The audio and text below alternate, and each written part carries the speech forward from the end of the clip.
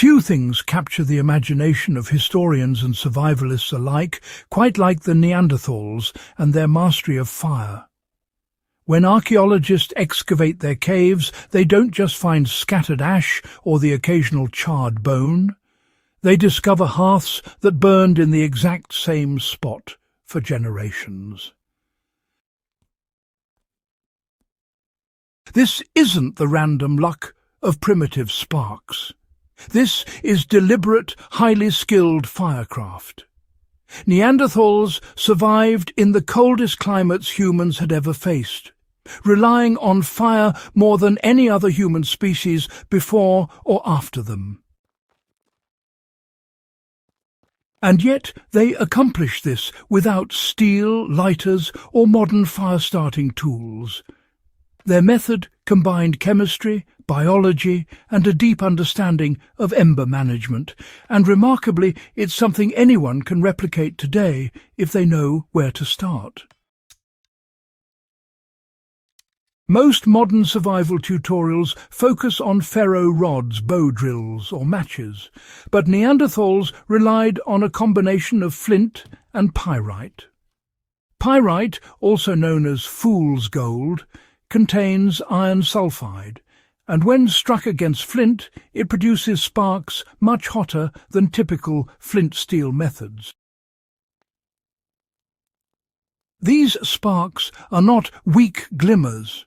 They are tiny fragments of glowing metal that ignite tinder with a consistency modern firemakers often struggle to achieve, especially in damp conditions. The technique is straightforward, but, it does require practice. Hold a piece of pyrite in one hand and flint in the other. Then strike the flint downward, shaving small fragments off the pyrite directly onto your tinder bundle. Master this, and you'll have a spark that doesn't just flicker. It lands and glows immediately, giving you a reliable starting point for fire in almost any environment. A spark is only half the battle. Neanderthals understood that fire success depended on the tinder. Their secret was a fungus called Fomes fomentarius, or tinder fungus, which grows on dead birch and beech trees. The inner layer of this fungus, once stripped, pounded and dried, forms a felt-like material that, catches sparks immediately and holds a glowing ember longer than almost any natural material available in the wild. Some cultures enhance this by soaking it in natural solutions like ash or urine to increase absorbency, but even plain preparation works effectively. When you place this prepared fungus under your strike zone, even the smallest spark embeds itself and begins to glow, ready to ignite your main fuel. Neanderthals didn't start a fresh fire each time they moved. Instead, they transported embers, keeping their hearths alive for days. They used materials like tinder fungus or decayed wood to carry glowing embers safely, a technique that allowed continuous warmth and cooking capability in the harshest conditions.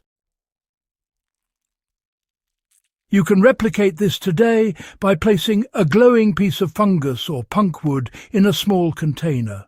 Wooden bowls, bark cups, or metal tins work well, and limiting airflow to allow smouldering rather than full combustion.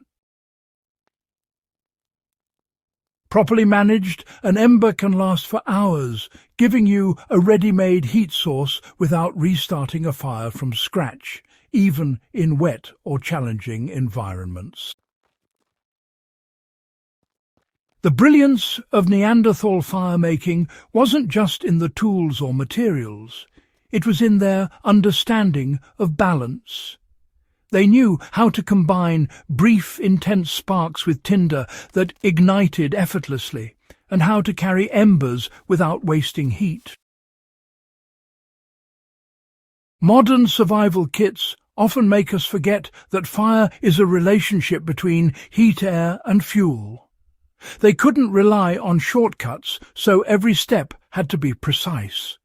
The spark had to be hot enough, the tinder soft yet durable, and ember management carefully controlled.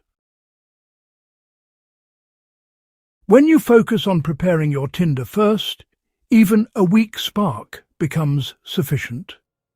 Layer your bundle with soft fibres, a core of ember-friendly material, and gradually thicker outer layers.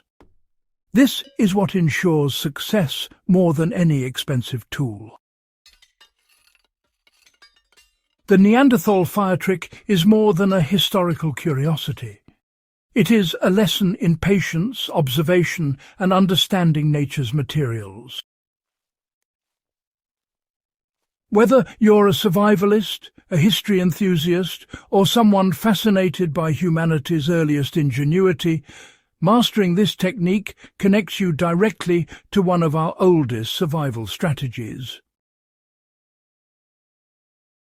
It proves that skill and preparation can outperform modern shortcuts, and it offers a reliable, low-tech fire solution for any outdoor setting. If you take the time to practice, strike pyrite against flint, prepare your tinder carefully, and carry embers with intention, you'll experience firsthand the ingenuity that allowed humans to survive in some of the coldest, harshest conditions on Earth. It's a skill worth preserving, a bridge to our distant past, and a reminder that fire is a tool, a comfort, and a survival necessity that rewards those who understand it deeply.